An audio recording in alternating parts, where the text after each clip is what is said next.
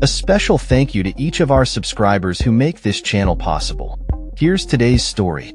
In a bold move signaling Ukraine's commitment to peace, President Volodymyr Zelensky has invited Russian President Vladimir Putin to engage in direct talks in Turkey this week. This invitation, set for May 15th, marks a significant moment as it would be the first meeting between the two leaders since the onset of the full-scale war. Presidential advisor Mikhailo Podolyak emphasized that Zelensky would only meet with Putin, stating that discussions with lower-level Russian officials would be futile in making any substantial progress toward peace. Podolyak asserted, only Putin can make a decision to continue the war or stop the war, highlighting the necessity of having the Russian leader present for any meaningful dialogue. The Kremlin has indicated a willingness to initiate direct talks with Ukraine this week, although they have yet to confirm whether Putin will attend. Podolyak's remarks reflect a broader sentiment within the Ukrainian government that high-ranking officials in Russia lack the authority to make critical decisions regarding the conflict. This sentiment was echoed by Andriy Yermak, chief of the presidential office, who noted that while Putin might delegate some responsibilities, the ultimate decision-making power lies with him. U.S. President Donald Trump has expressed optimism regarding the potential meeting, suggesting that he might attend as well.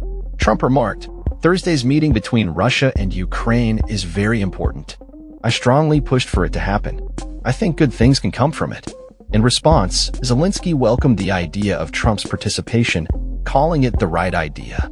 As the situation unfolds, Ukraine and its European allies are advocating for an unconditional ceasefire starting May 12th as a preliminary step toward achieving lasting peace. However, Russia has dismissed this proposal, continuing its military operations against Ukraine.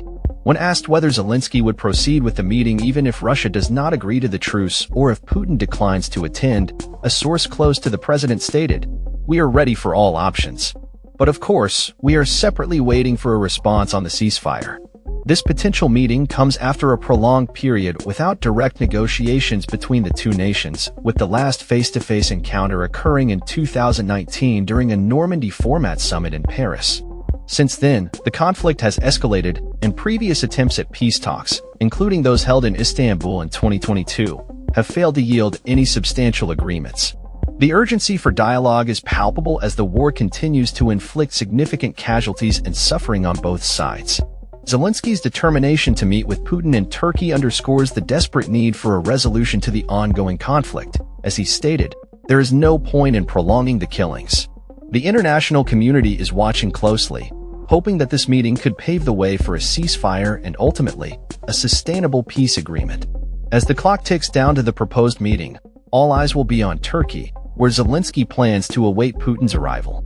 The outcome of this encounter could have far-reaching implications not only for Ukraine and Russia but for global geopolitics as well.